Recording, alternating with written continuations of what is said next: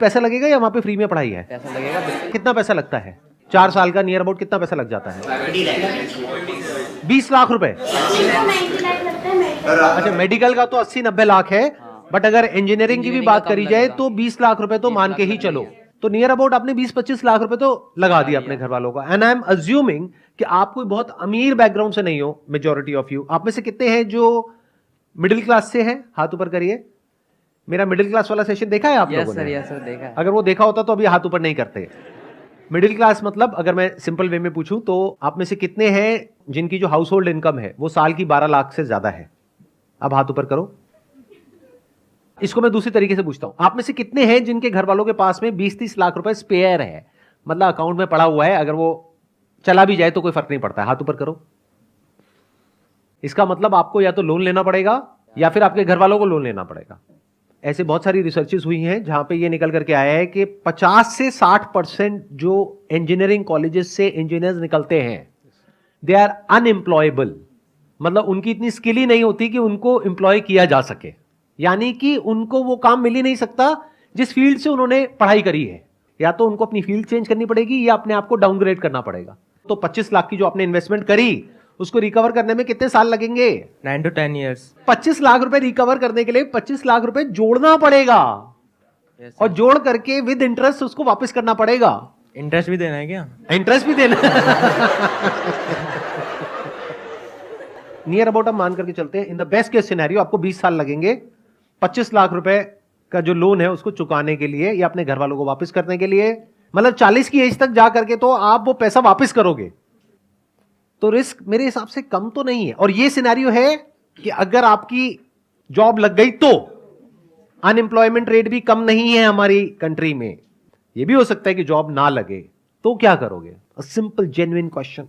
25-30 लाख देने के लिए भी पेरेंट्स ही मोटिवेट करता है, उनकी ही जिद होती है कि हमें ये करना चाहिए। वही कहते हैं कि यूपीएससी निकालो, वही कहते हैं नीट निकालो, वही आईआईटी जाओ, यहाँ जाओ, वहाँ जाओ। उनकी ही जिद होती है और सोसाइटी की और रिलेटिव्स की जिद होती है कि हम जाएंगे तो वो हम ही है करोड़ों में से एक। तो इट्स लाइक हमारी विश तब भी नहीं होती है। ये और ज्यादा गड़बड़ हो गई है। क्यों? क्योंकि अगर एक बार को ये होता कि आपके अंदर से होता कि मुझे ये क्रैक करना है, फिर आप किसी एंट्रेंस के लिए जाते तैयारी करने के लिए, तो फिर भी ये पॉसिबिलिटी होती जिसकी मैं बात कर रहा हूं। लेकिन आपके पेरेंट्स ने फोर्स करके या आपके ऊपर प्रेशर क्रिएट करके आपको भेज दिया है। अब पॉसिबिलिटी क्या है आपके क्रैक करने की?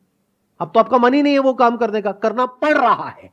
एक है कि आप खुद अपने अंदर से मोटिवेटेड हो, बाहर से किसी एक्सटर्नल मोटिवेशन की आपको जरूरत नहीं है, तब फिर भी होने की पॉसिबिलिटी है, बशर्ते कि आपके अंदर वो कैपेबिलिटी भी हो उसको क्रैक करने की। लेकिन अगर आपका खुद का ही मन नहीं है, लेकिन पेरेंट्स का प्रेशर है, सोसाइटी का प्रेशर है, उसकी वजह से आप जा रहे हो, तो वहां जाकर के क्या करोगे?